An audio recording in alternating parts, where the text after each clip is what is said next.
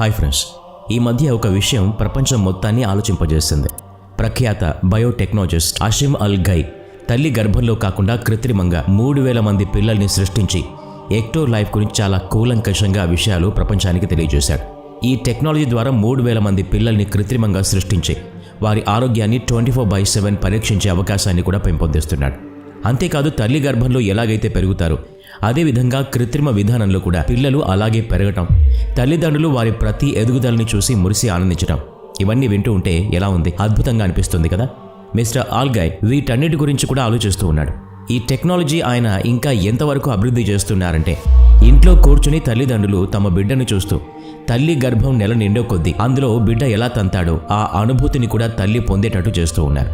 ఒకవేళ తల్లి ఆ బిడ్డకు పాట పాడాలనుకున్నా, కథలు చెప్పాలనుకున్నా, జోల పాడాలనుకున్నా, లేదా తన గొంతు గుర్తుపట్టాలి అనుకున్నా, తల్లి కూర్చున్న చోటు నుంచి ఆ బిడ్డకి ఇవన్నీ పరిచయం చేసే విధంగా కూడా రూపొందించాలన్న ఆలోచనతో ఉన్నారు. అసలు ఇదంతా జరుగుతుందా? ఎలా సాధ్యం? ముఖ్యంగా ఒక అంధవిశ్వాసానికి మూలంగా తయారు చేస్తుంది. ఈ కథ 1500 AD నాటిది. ఒక స్విస్ ఫిజిషియన్ పెరాషస్ ఒక స్త్రీ గర్భం దాల్చాలంటే కేవలం 2 వస్తువులు మాత్రమే అవసరమవుతాయి అని చెప్పడం ద్వారా జరిగింది. మగవారి స్పెర్మ్ లేదా గుర్రం యొక్క విసర్జన. అవును, మీరు విన్నది నిజమే, గుర్రపు విసర్జన. ఎలాగైతే ఎండిపోయిన చెట్టుకు నీరు పోసి ఎరువు వేస్తే పెరుగుతుందో, అలాగే మానవ స్పెర్మ్కి గుర్రపు విసర్జన కలిపి వాటికి కొంచెం మానవ రక్తం కూడా కలిపితే 40 రోజుల్లోనే ఒక బిడ్డ తయారవుతుంది అని చెప్పాడు. ఈ రకమైన మూఢనమ్మకాలు అప్పట్లో చాలానే ఉండేవి. 1600 సంవత్సరాల వరకు స్త్రీ గర్భం ఒక మాయాజాలం అని నమ్మేవారు. అప్పట్లో శాస్త్రవేత్తలు కూడా చిన్న చిన్న స్పర్మ్స్ అన్ని సూక్ష్మ మానవులుగా సెమెన్లో తేలుతాయని అనుకునేవారు. మహిళ శరీరంలో ఒక పెద్ద గిన్నె లాంటిది ఉంటుందని, అందులోనే బిడ్డ పుడతాడని అనుకునేవారు. అలా ఎవరైనా స్త్రీకి గర్భం పోతే ఏమనుకునేవారు తెలుసా? ఆమె కడుపులో శాపగ్రస్తమైన గిన్నె ఉంది, అందుకే గర్భం నిలవలేదు అనుకునేవారు. అప్పట్లో ఇలా గర్భం పోయిన వాళ్ళకి విషయం చెప్పాలి అంటే ఇదే సరైన పద్ధతి అని భావించేవారు. మరికొన్నాళ్లకి వాళ్ళ ఆలోచన విధానం ఎలా మారింది అంటే, స్త్రీ గర్భం బిడ్డ పుట్టడానికి అనువైన ప్రదేశం కాదు అని అనుకునేంతగా. బిడ్డని రక్షించుకోవాలి అంటే గర్భం నుంచి ఖచ్చితంగా బయటకు తీసి పెంచుకోవాలి అనుకున్నారు. వారి ఆలోచన విధానం అలాగే ఉంటుంది. ఆ తర్వాత 1923లో బ్రిటిష్ బయాలజిస్ట్ JBS హాల్డన్ తన సైన్స్ నావెల్ డేల్ డెల్యూస్లో ప్రచురించారు. అందులో ఒక కాల్పనిక కథ వివరించారు. డ్యూపాంట్ స్క్వాడ్స్ అనే 2 శాస్త్రవేత్తల్ని అందులో కల్పించారు. 1951లో వారిద్దరూ విమాన ప్రమాదంలో చనిపోయిన ఒక మహిళ అండాశయంలోని అండాల్ని కృత్రిమ పద్ధతిలో వాటికి సరైన పోషకాహారాన్ని అందించి జీవించి ఉండేలా చేశారు. ఆ తర్వాత వాటిని ఒక తెలియని వ్యక్తి యొక్క స్పర్మ్తో కలిపి ఫర్టిలైజేషన్, ఫలదీకరణ చేశారు. అప్పట్లో ఈ కథ చాలా ప్రాచుర్యంలోకి వచ్చింది.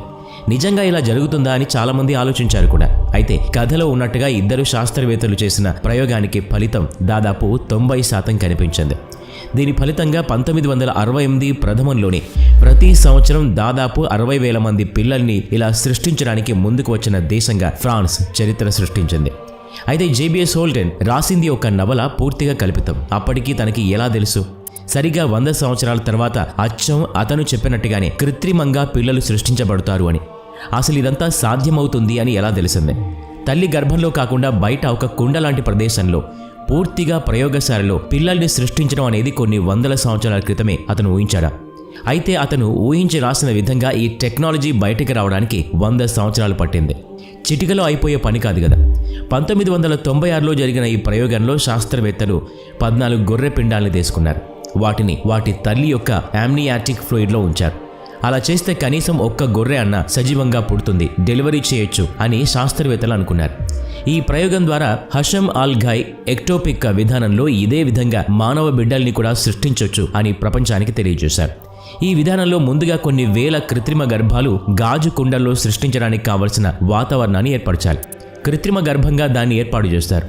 ఆ తర్వాత వాటిలో బిడ్డ పెరగడానికి ఎటువంటి ఇన్ఫెక్షన్స్ రాకుండా కాపాడడానికి కృత్రిమ యామ్నియోటిక్ ఫ్లూయిడ్తో నింపుతారు. నిజానికి యామ్నియోటిక్ ఫ్లూయిడ్ అనేది తల్లి గర్భంలోని నీరు. అందులో పెరుగుతున్న బిడ్డ యొక్క మూత్ర మిశ్రమం. దీనివల్ల బిడ్డకు కావాల్సిన పోషకాలు, హార్మోన్లు, యాంటీబాడీస్ ఇవన్నీ అందుతాయి. అందుకే యామ్నియోటిక్ ఫ్లూయిడ్ బిడ్డ పెరుగుదలకి చాలా అవసరం, ముఖ్యం కూడా. దీని ప్రాముఖ్యతను తెలుసుకున్న ఎక్టోపిక్ విధాన రూపకర్త యామ్నియోటిక్ ఫ్లూయిడ్ని లాక్టేట్ రింగర్ సొల్యూషన్తో రిప్లేస్ చేశారు. లాక్టేట్ రింగర్ సొల్యూషన్ మానవ శరీరంలో ఉండే ద్రవం ఒకటే. అందుకే డాక్టర్లు ఎప్పుడైనా నీరసంగా ఉన్నప్పుడు దీన్ని తీసుకోమని సజెస్ట్ చేస్తారు.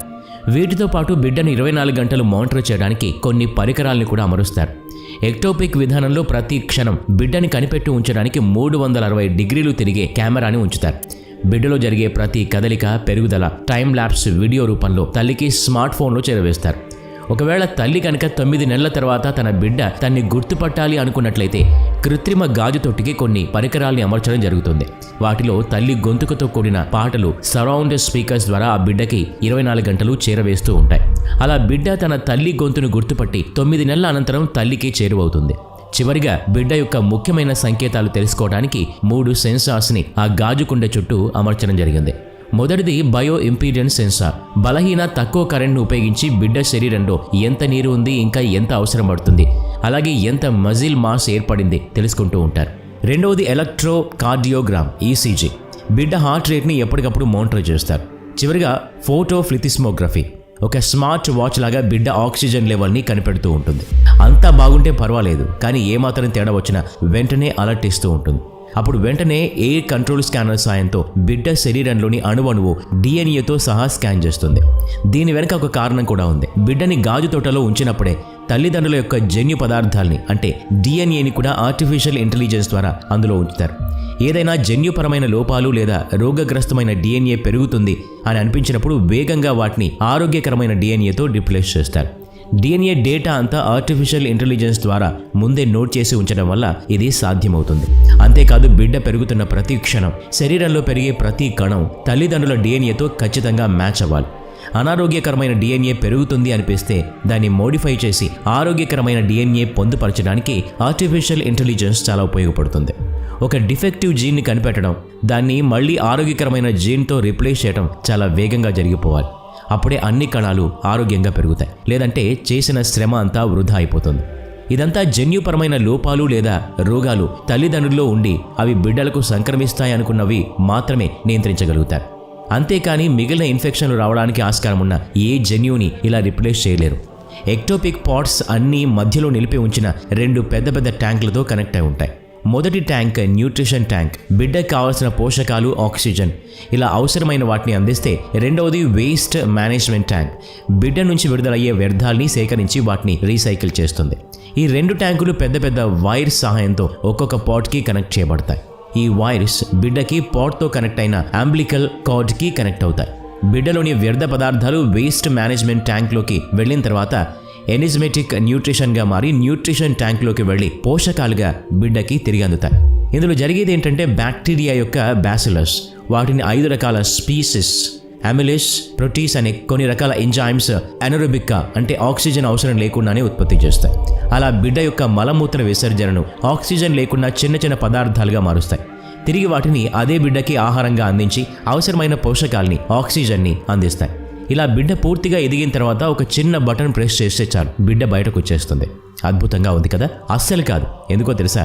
నిజానికి ఇప్పటి వరకు మానవ శరీరంలోని ఏ భాగాన్ని కూడా శరీరం బయట అంటే కృత్రిమంగా తయారు చేయలేదు, కల్చర్ చేయలేదు. ప్లాంట్ సెల్లో లాగా యానిమల్ సెల్లో కేవలం పోషకాలు అందిస్తేనే సరిపోదు. ఆ పోషకాలు సరైన నిష్పత్తిలో ఉండడం కూడా అవసరం. ఇదే ఎక్టో లైఫ్కి అత్యవసరం.